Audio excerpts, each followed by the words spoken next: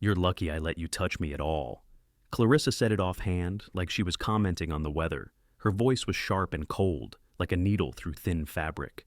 She was standing in front of the mirror in our bedroom, twisting her hair up with one hand and scanning her phone with the other. I didn't reply. I didn't need to. The words didn't burn the way they might have 10 years ago.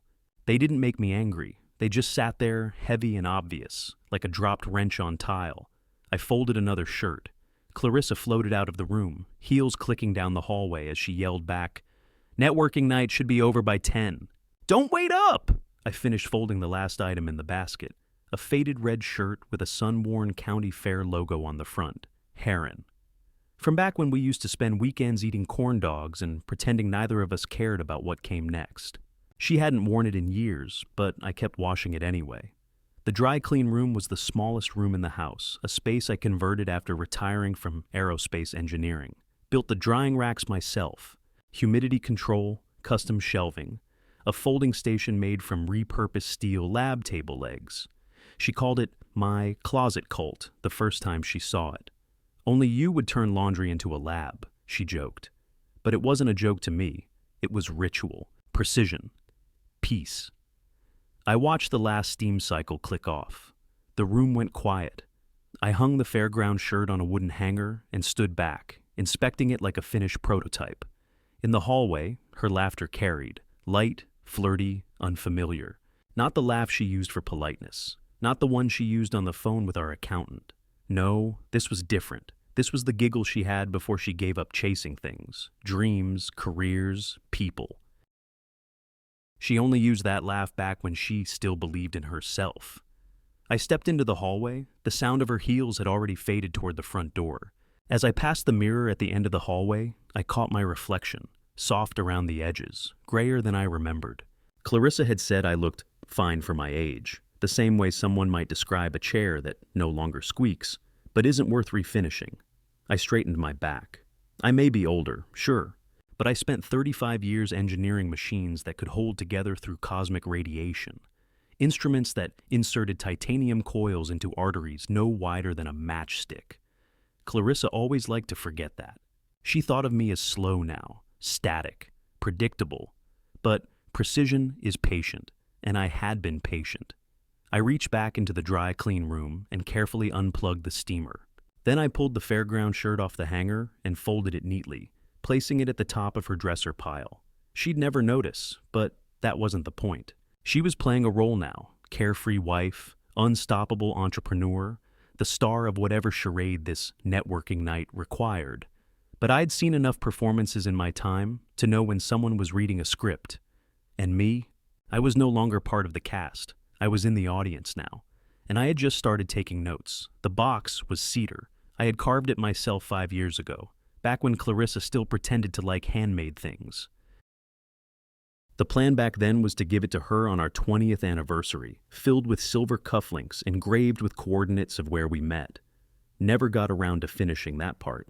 Now, it sat on my desk in the home office, right under the window that overlooked the side yard. The curtain stayed drawn these days. Clarissa had asked once why I kept that old box around. I told her it reminded me of simpler things. She shrugged and said it looked like something a grandfather would keep his war medals in. She wasn't entirely wrong. I opened it slowly, hinges creaking a little from disuse. Inside was a velvet lining, perfectly preserved, waiting for something more valuable than cufflinks. Tonight, it would hold something else, the truth. My laptop was already open.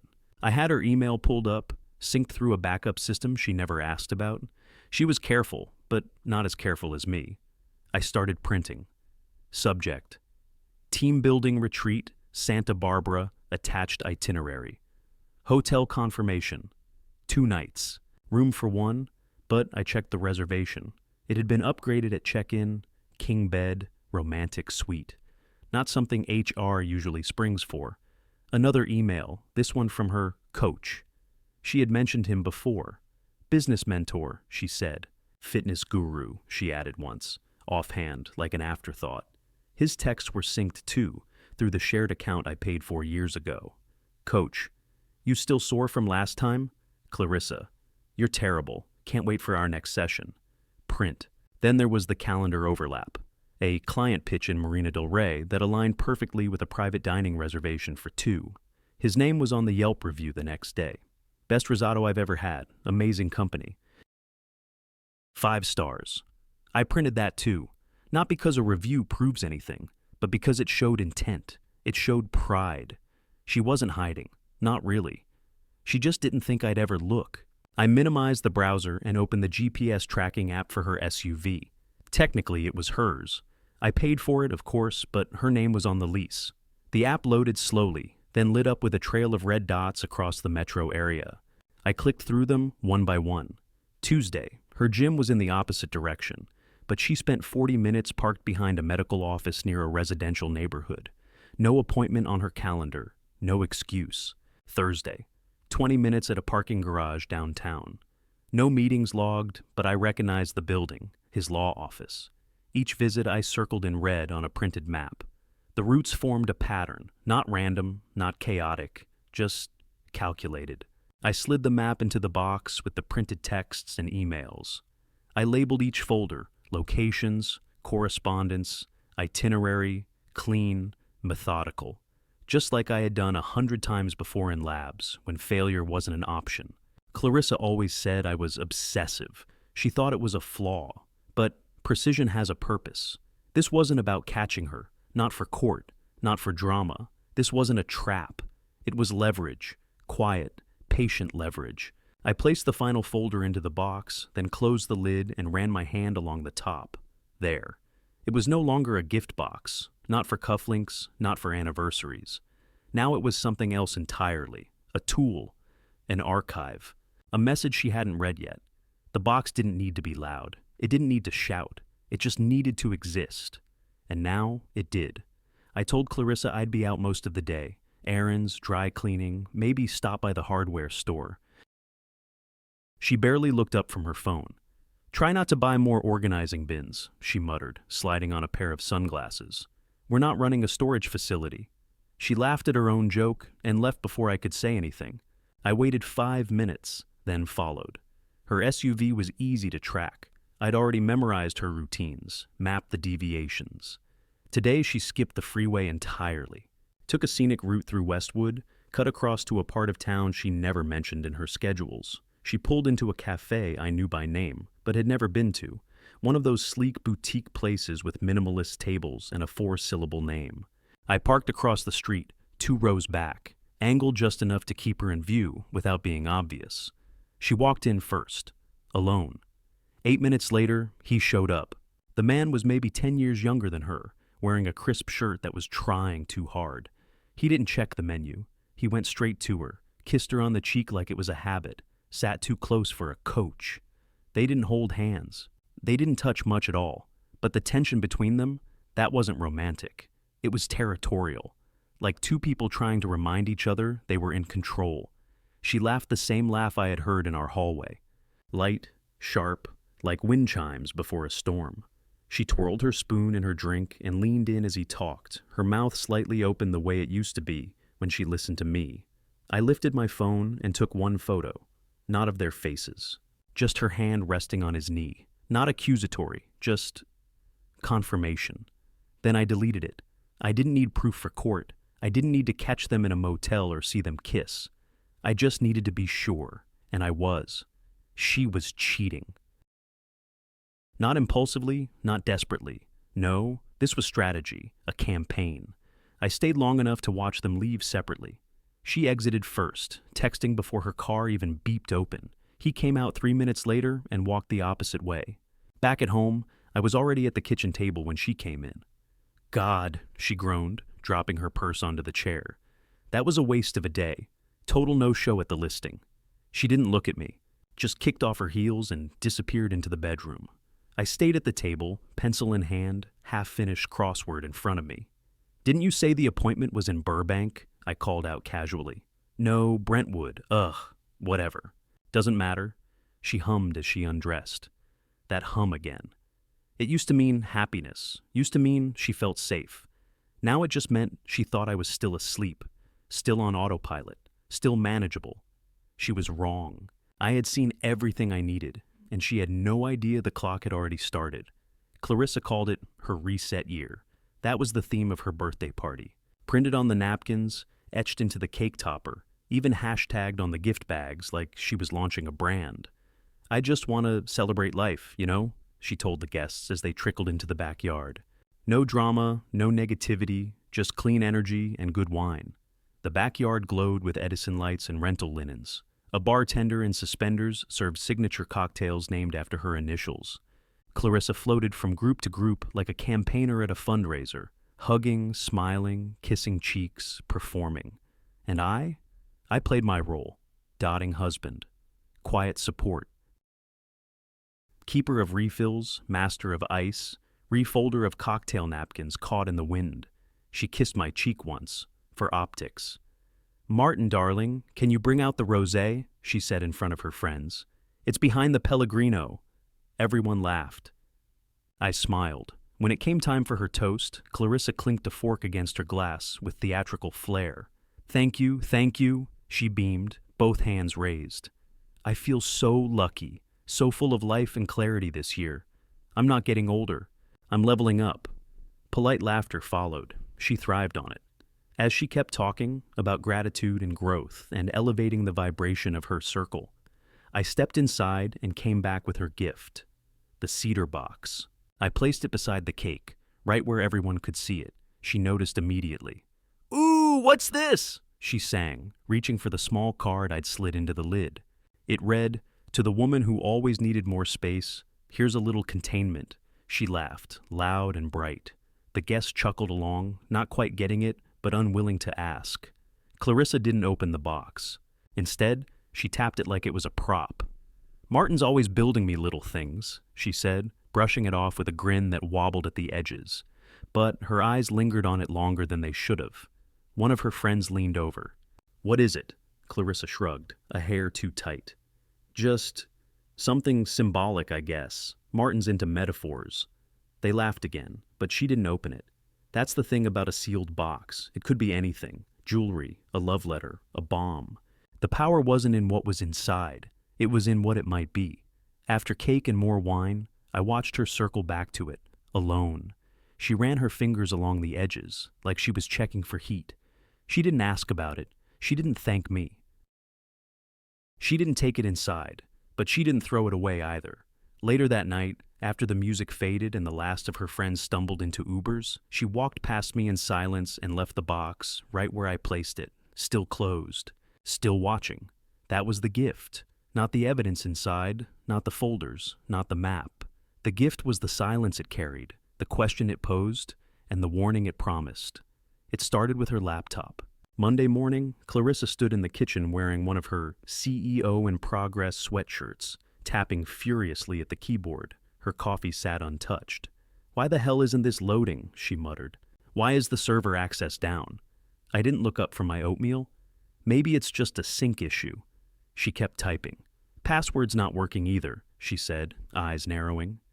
"Did you mess with the Wi-Fi?" I shrugged. "Nope. Same network it's always been." An hour later, she called her assistant, then her business partner, then IT. By noon, she was pacing in the hallway. "They locked me out," she said, more to herself than to me. "My entire portal access is gone. My documents are restricted." "Oh?" I said gently. "That's strange." She looked at me like I'd suggested the moon had vanished. I left her to unravel. By evening, things had escalated. Her business number rang and rang, but no voicemail would record. Her email bounced back every message she tried to send. The online planner she swore by displayed a blank white screen. She tried rebooting everything, then unplugging the modem, then yelling at Siri. It didn't help. Clarissa's voice was calm when she called her assistant again, but the calm cracked after 4 rings. "Maria, hi, it's Clarissa. Listen, I'm having some weird system issues. Can you check my dashboard and see if—" "Hello?" She blinked. "Did you just hang up on me?" She redialed, straight to voicemail. "She hung up," Clarissa said, staring at her phone. "She's never done that before." I gave her a sympathetic nod and sipped my tea. By dinner, the storm reached land. 3 board members from her consulting firm received anonymous packages, manila envelopes, sent priority, no return address. Inside, printouts of Clarissa's travel logs, screenshots of suggestive texts, copies of her dual-booked hotel invoices, one name on the company card, one in her private app. No nudity, nothing grotesque, just implication, enough to raise questions, enough to cast shadows, enough to start a slow unravel without needing to shout a single word. One board member responded with silence. Another forwarded the contents to legal. The third called Clarissa directly. "I don't know what game you're playing," he said, loud enough for me to hear through the speaker, "but you should take a step back before this turns into something bigger." She hung up mid-sentence. She didn't speak for 5 minutes. That night, she cried, not loudly. She didn't wail or scream or throw anything. She sat on the edge of the bed, phone clutched in her hand, the blue light bouncing off her face, and wept in small, private gasps. I stood in the doorway for a moment, watching her silhouette. Then I walked over, sat beside her, and wrapped an arm around her shoulder. She collapsed into me without resistance. "I don't understand," she whispered. "Everything was fine last week." I nodded, gently stroking her arm. "I know." She curled against my chest like we were still in love, like I was her rock. But this wasn't forgiveness. This wasn't reconciliation. This was disorientation.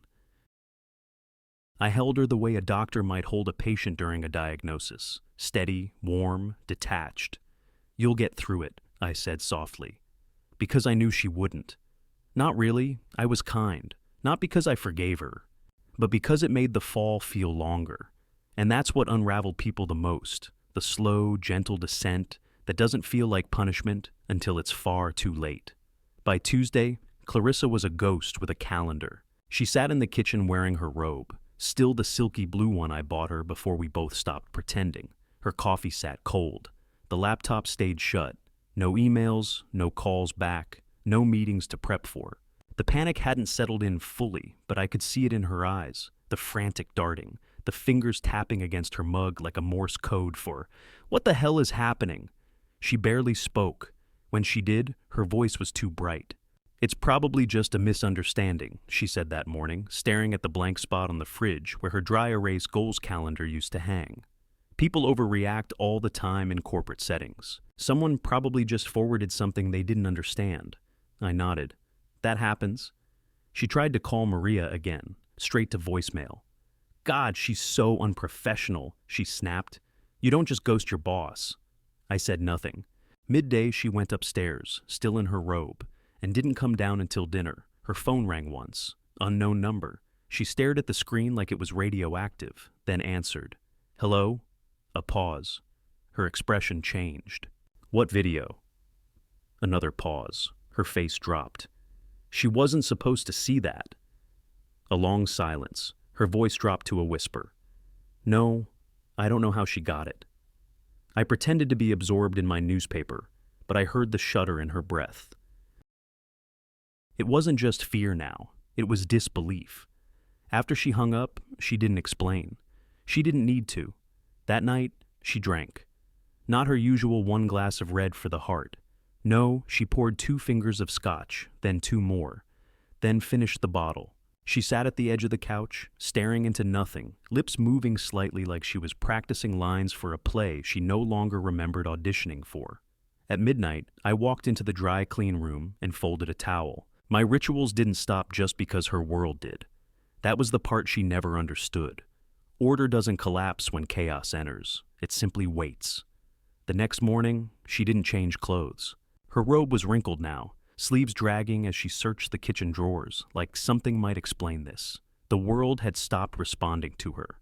Her reflection in the hallway mirror didn't even flinch when she passed it. She opened her laptop and stared at the lock screen, typed something, backspaced, tried again, locked out. She closed it slowly, like it was the lid of a coffin. A new email arrived, this time from her senior client. Subject line, reassignment request. She opened it, read it again. She didn't cry, she didn't curse. She just leaned forward and placed her forehead gently against the table, then stayed there. That afternoon, her robe still on, she received a final message from her assistant. It read, "Effective immediately, I'm stepping away from all projects. Thank you for the opportunity. I wish you peace." No sign-off, no warmth, just Gone. Clarissa read it at least 10 times. Her finger hovered over reply, but never clicked it. And I made her tea. Mint. No sugar. She didn't ask for it. She didn't thank me. But she drank it. And I stood in the doorway folding another towel, watching her fade, quiet and slow, like fog clearing in reverse, preparing for something she still thought she could manage. But it was already here. "I'm going to start therapy," she said Thursday morning, her voice light, casual, like she was suggesting brunch. "Everyone's been telling me it helps with stress." She watched me from across the room, standing in the same robe, though now her hair was done, makeup lightly dabbed on like armor. I nodded. "That's good. I've been meaning to," she added. "Even before all this." I nodded again and went back to slicing the apple in my hand. She wanted a reaction, but I had none left to give. That night, she went to bed early, or pretended to. I stayed up, rereading an old issue of Scientific American I'd kept from the month I retired. Something about the structure of materials under extreme pressure. Around 11 p.m., I turned off the lights, checked the locks, and walked quietly into the bedroom. She was on her side of the bed, facing the wall, breathing slow and even. Not asleep, though. Her posture was too rigid for rest. That's when I did it. I walked around the bed, placed the cedar box on her nightstand, and opened the lid. She didn't move. Inside, she saw everything. The printed map with her red-circled locations, the single photo of her hand on his knee, the itinerary from the Santa Barbara hotel, the flash drive labeled "Coach, not fitness," and a note, handwritten. "You have 3 days to pack, or we pretend none of this happened. Your call." I stood there for a moment, not saying a word. Then I turned off the bedside lamp and got into bed. She didn't speak, didn't roll over, but I could hear her breathing change, that quiet inhale she always made when trying not to speak too soon. I stared at the ceiling and waited. 10 minutes passed, then 15. At some point, she sat up. I didn't move. She opened the box fully now, fingers grazing the edge of the folders like they might burn her. I didn't turn to look. The room was dead quiet. Even the air conditioner stopped humming, just the soft sound of paper shifting, a flash drive casing clicking against wood, and her breath, shaky now, uneven. She didn't cry, she didn't scream, she didn't deny a thing, because there was nothing to deny. Instead, she whispered, almost too softly to hear, "Martin, why?" I turned my head slightly. "You already know why." Silence. She reached for the note again, holding it like a ransom letter. "You want me gone?" "I want peace," I said. "After all this time?" "Because of all this time." She didn't respond. She just sat there, one leg tucked under her robe, staring at the box like it was some kind of device, something that might start beeping, something she didn't know how to disarm. And I didn't speak again. I gave her the one thing she never could handle: silence. The kind that wasn't confused or wounded. The kind that came after certainty. Because she'd spent so long performing, she'd forgotten what it felt like to be watched without applause. Now she had 3 days, not to explain, not to fix, just to choose. And I would let her sit in that stillness every night until the clock ran out. I didn't need to shout. I had already spoken, with blueprints, with dates, with calm. She had the question now. And I was finally done with the answers. Day 1, she barely moved. She tiptoed around the house like it was someone else's. She made coffee and forgot to drink it. Rearranged the same 3 books on the entryway table. Didn't open the box again, but didn't close it either. Just left it there, lid wide, evidence breathing in plain sight. She tried on seduction first. Wore the red dress she hadn't touched in 2 years. The one I once told her made her look like the woman I fell in love with. She wore it to dinner. Cooked lasagna from scratch, her mother's recipe. Candles, wine, soft jazz humming like a peace offering. I ate quietly, told her it was good. Then rinsed my plate and went to fold towels. Day 2, she tried apologies. Sat beside me on the couch and curled her legs under her like she used to. "I've been so lost, Martin," she whispered. "I thought I was doing what I needed to grow, to feel alive again. But I was wrong. I miss us." I nodded. That's hard to admit. She took my hand, held it gently like it meant something again. "I can fix this," she said. We can fix this. I didn't pull away, but I didn't squeeze back either. Later that night, she asked if I would sleep in the bed again. I said no. Day 3 came with bargaining. She pulled out papers, a list of counselors, a handwritten timeline of healing she had drafted at 3 a.m. A plan. I know you don't owe me anything, she said. But this marriage, if it's not worth fighting for, then what was the last 20 years? I studied her face. She meant it, or at least she meant to mean it. But I had already stopped waiting for intention to matter more than action. That evening, she logged into our joint bank account. Her fingers hovered over the keyboard. Everything had been moved, not drained, not hidden, just separated. No warning, no confrontation, no scorched earth. She clicked through tabs in silence. Mortgage, insurance, savings, all rerouted. Her expression cracked for the first time. Then she called her lawyer. I didn't listen to the call. I didn't need to. But I did hear her whisper. He had a clause? Yes, I did. I had rewritten the trust documents last fall, quietly, cleanly. She never noticed, or never cared to ask. The evidence box, that was only half the plan. Leverage is only power if you know how to hold it. That night she packed, neatly, slowly. She took only what was hers, left no theatrics. Just folded her side of the bed down, like she was checking out of a hotel. Before she left, she stopped in the doorway. Her voice was smaller than I'd ever heard it. Do you hate me? I looked up from the crossword in my lap and met her eyes. No, I said calmly. I finally love myself enough not to be quiet anymore. She stood there for a second longer, then she nodded and walked out. Her wedding photo stayed behind on the mantel, face down, just like I found it the night before. I left it that way. She came back on a Sunday. Rain had softened the light outside, and I was sitting in the dry clean room, folding pillowcases the way I always did. Precise, clean lines, no rush. She didn't knock, just let herself in and stood in the doorway like a guest, unsure if she had the right house. In her hands was the cedar box. She cradled it against her chest like an urn. I didn't know where else to go, she said, her voice cracked but quiet. I nodded toward the chair by the folding table. You're here now. She sat. The box never left her arms. I went to therapy, she offered. Twice. I said nothing. She brushed a strand of hair behind her ear, still trying to look composed. He's gone, by the way. Not that it matters. He blocked me the second things got messy. That sounded about right. I told him I lost everything, she said. He said, then maybe you shouldn't have gambled. She laughed once, bitter and flat. Can you believe that? I could. She looked up at me then, not the way she used to look when she needed something, not with her chin high and smile preloaded. This look was softer, like she didn't know what she wanted, or maybe she did, but knew she no longer had the right to ask. I thought I had more time, she whispered, to fix it.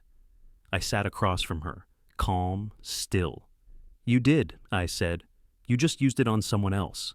She clutched the box tighter. I never thought you'd change.